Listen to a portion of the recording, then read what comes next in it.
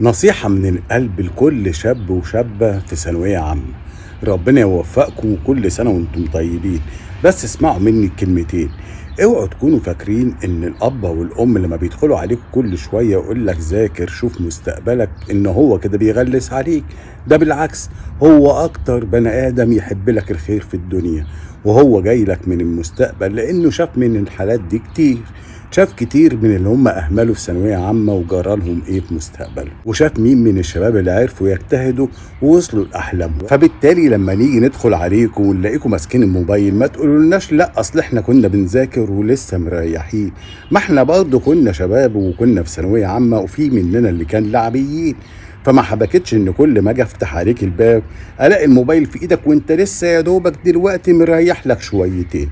أرجوكم شوفوا مستقبلكم.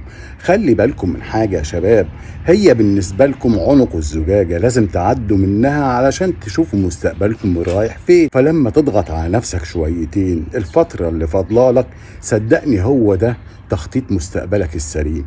اسمع مني، مفيش اي حد هيكسب اي حاجة في الدنيا دي من غير تعب.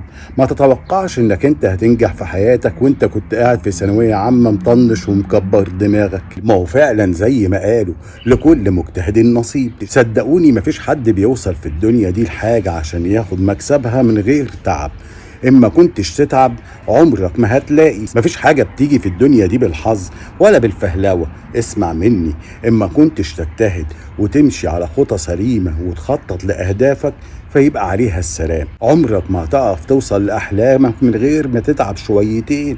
عارف ان المذاكرة بيبقى فيها صداع وضغط على الدماغ، بس في النهاية يا حلو مفيش حد هيخسر ولا يكسب غيرك انت. كل اللي بينصحوك حتى ابوك وامك في الاول وفي الاخر مش هيعانوا من فشل ولا يستمتعوا بنجاح. انت الوحيد اللي هيجني ثمار تعبه، وانت الوحيد اللي هيجني ثمار لعبه.